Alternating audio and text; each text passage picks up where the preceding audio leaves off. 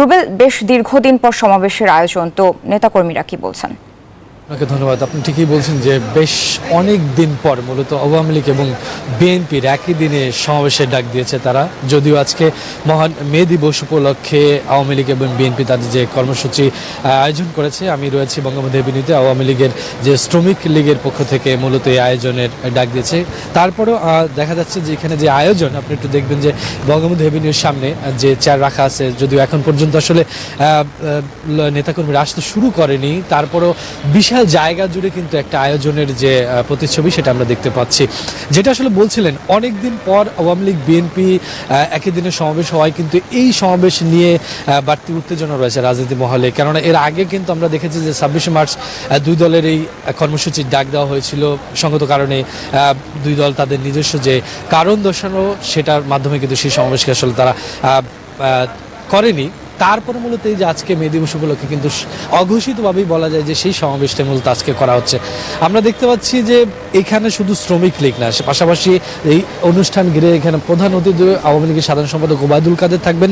সেই সাথে আমরা যতদূর জানি আওয়ামী লীগের প্রতিটি নেতা, কেন্দ্রীয় যত নেতা রয়েছে তারা কিন্তু এখানে উপস্থিত হবেন। আওয়ামী লীগের যতগুলো সংগঠন রয়েছে, সহযোগী সংগঠন রয়েছে, এই সব সংগঠনের নেতাকর্মীরাও কিন্তু এখানে উপস্থিত হবেন।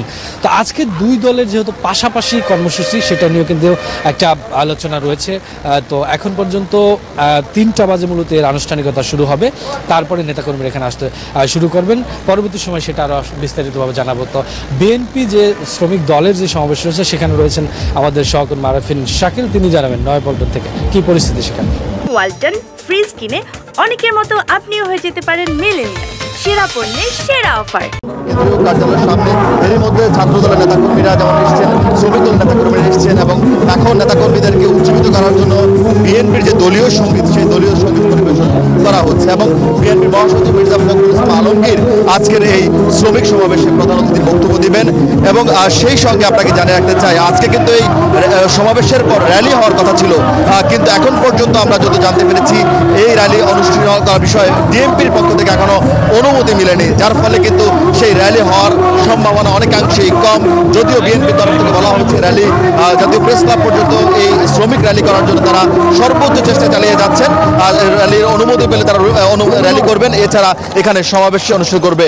এরই মধ্যে এই শ্রমিক দলের সমাবেশ হলো, ছাত্র দলের নেতাকর্মীরা কিন্তু সকাল থেকে অর্থাৎ 12টার পর থেকে তারা এখানে এসে হাজির হয়েছেন এবং রাস্তার এক পাশে যানবাহন চলাচলের জন্য উন্মুক্ত রাখা হয়েছে।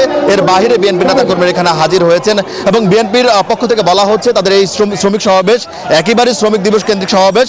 এখানে রাজনৈতিক বিষয়টা যতটা গুরুত্ব বিষয় বহন করে, তার সাথে বেশি শ্রমিকদের অধিকারের বিষয় তারা সেই বিষয়ে বেশি গুরুত্ব দিচ্ছেন। এবং শুধুমাত্র ছাত্রদল নয়, যুবদল, বিএনপির অন্য যে অঙ্গ এবং সহযোগী সংগঠনগুলো রয়েছে তাদের নেতাকর্মীরা কিন্তু আজকের এই সমাবেশে উপস্থিত হবেন। সহকর্মী শফিকুজ্জামান রুবেল যেমনটা বলছিলেন, 26শে এপ্রিল যে দুই দলের সমাবেশ হওয়ার কথা ছিল, সঙ্গত কারণে সেই সমাবেশ বিএনপির পক্ষ থেকে বলা হচ্ছিল গরমের কারণে সেই সমাবেশ তারা করবেন না। এই 1 মে কিন্তু সেই সমাবেশের কিন্তু তারা বড় ধরনের শোডাউন দেওয়ার তারা চেষ্টা করছেন এবং যার ফলে কিন্তু নেতাকর্মীদেরকে উজ্জীবিত করার পাশাপাশি ঢাকা এবং ঢাকার আশপাশ থেকে নেতাকর্মীদেরকে কিন্তু এই নয়াপল্টনে এসে তারা জড়ো করার চেষ্টা করছেন। আইন শৃঙ্খলা বাহিনী সর্বোচ্চ সতর্ক অবস্থানে রয়েছে যাতে এই শ্রমিক সমাবেশকে ঘিরে কোনো ধরনের বিশৃঙ্খল পরিবেশ তৈরি না হয়। সারা।